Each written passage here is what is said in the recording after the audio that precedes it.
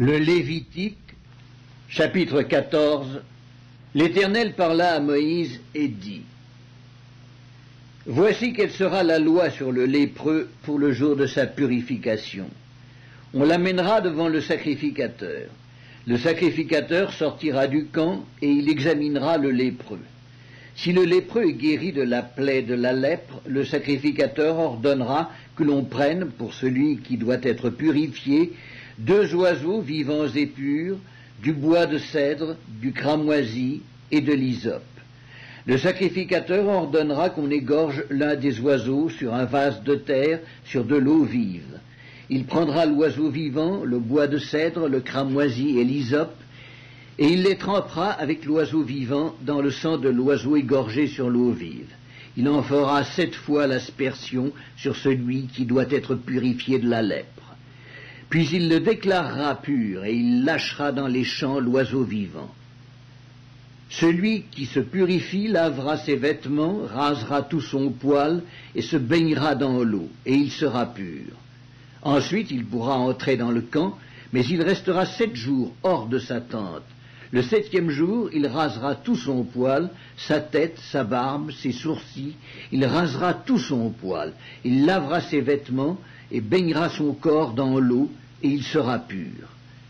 Le 8e jour, il prendra 2 agneaux sans défaut, et une brebis d'1 an sans défaut, 3/10 d'un épha de fleur de farine, en offrande pétrie à l'huile, et un log d'huile. Le sacrificateur qui fait la purification présentera l'homme qui se purifie et toutes ces choses devant l'Éternel à l'entrée de la tente d'assignation.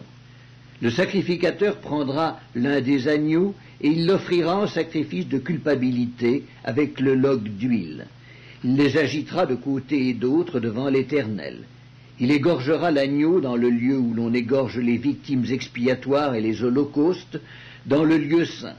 Car dans le sacrifice de culpabilité comme dans le sacrifice d'expiation, la victime est pour le sacrificateur.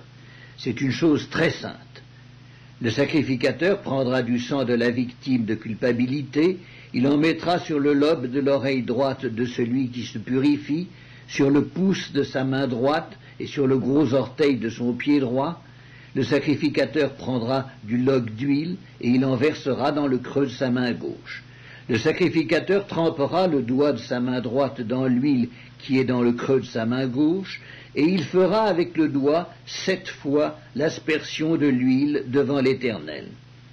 Le sacrificateur mettra de l'huile qui lui reste dans la main sur le lobe de l'oreille droite de celui qui se purifie, sur le pouce de sa main droite et sur le gros orteil de son pied droit, par-dessus le sang de la victime de culpabilité.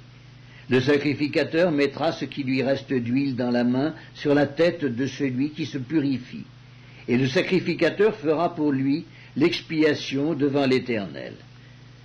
Puis le sacrificateur offrira le sacrifice d'expiation. Et il fera l'expiation pour celui qui se purifie de sa souillure. Ensuite, il égorgera l'holocauste. Le sacrificateur offrira sur l'autel l'holocauste et l'offrande. Et il fera pour cet homme l'expiation, et il sera pur. S'il est pauvre et que ses ressources soient insuffisantes, il prendra un seul agneau qui sera offert en sacrifice de culpabilité, après avoir été agité de côté et d'autre, et avec lequel on fera pour lui l'expiation. Il prendra un seul 10e de fleur de farine pétrie à l'huile pour l'offrande, et un log d'huile. Il prendra aussi 2 tourterelles ou 2 jeunes pigeons selon ses ressources, l'un pour le sacrifice d'expiation, l'autre pour l'holocauste. Le 8e jour, il apportera pour sa purification toutes ces choses au sacrificateur à l'entrée de la tente d'assignation devant l'Éternel. Le sacrificateur prendra l'agneau pour le sacrifice de culpabilité et le log d'huile. Il les agitera de côté et d'autre devant l'Éternel. Il égorgera l'agneau du sacrifice de culpabilité. Le sacrificateur prendra du sang de la victime de culpabilité, il en mettra sur le lobe de l'oreille droite de celui qui se purifie, sur le pouce de sa main droite et sur le gros orteil de son pied droit. Le sacrificateur versera de l'huile dans le creux de sa main gauche. Le sacrificateur fera avec le doigt de sa main droite 7 fois l'aspersion de l'huile qui est dans sa main gauche devant l'Éternel. Le sacrificateur mettra de l'huile qui est dans sa main sur le lobe de l'oreille droite de celui qui se purifie, sur le pouce de sa main droite et sur le gros orteil de son pied droit, à la place où il a mis du sang de la victime de culpabilité. Le sacrificateur mettra ce qui lui reste d'huile dans la main sur la tête de celui qui se purifie, afin de faire pour lui l'expiation devant l'Éternel.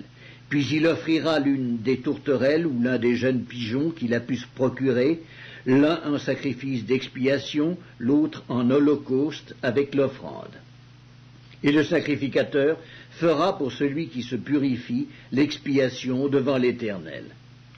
Telle est la loi pour la purification de celui qui a une plaie de lèpre et dont les ressources sont insuffisantes.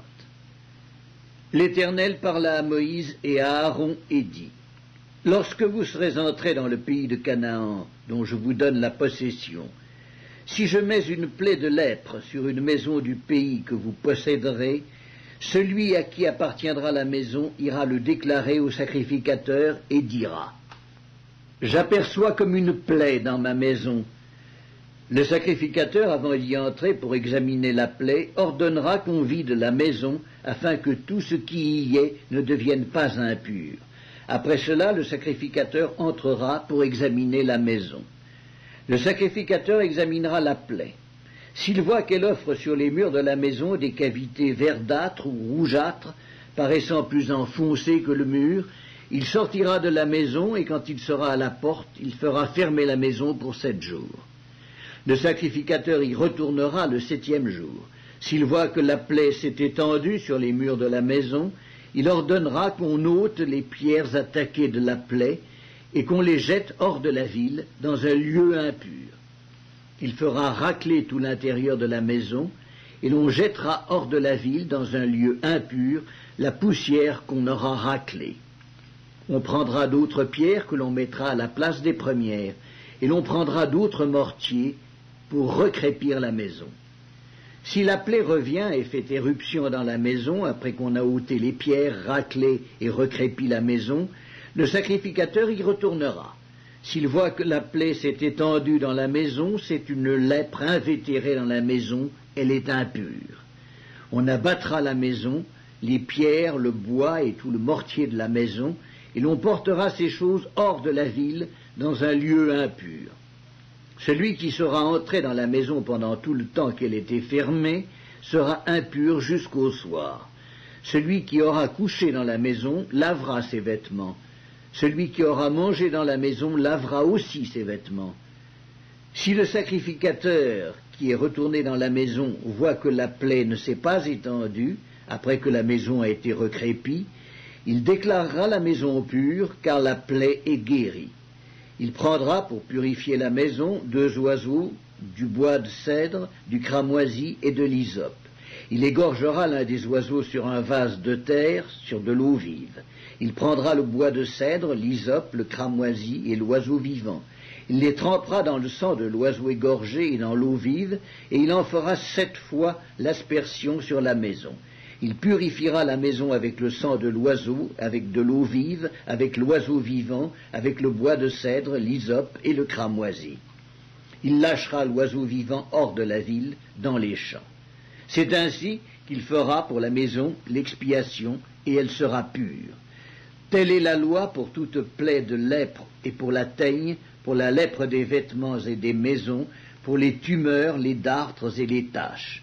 Elle enseigne quand une chose est impure et quand elle est pure. Telle est la loi sur la lèpre.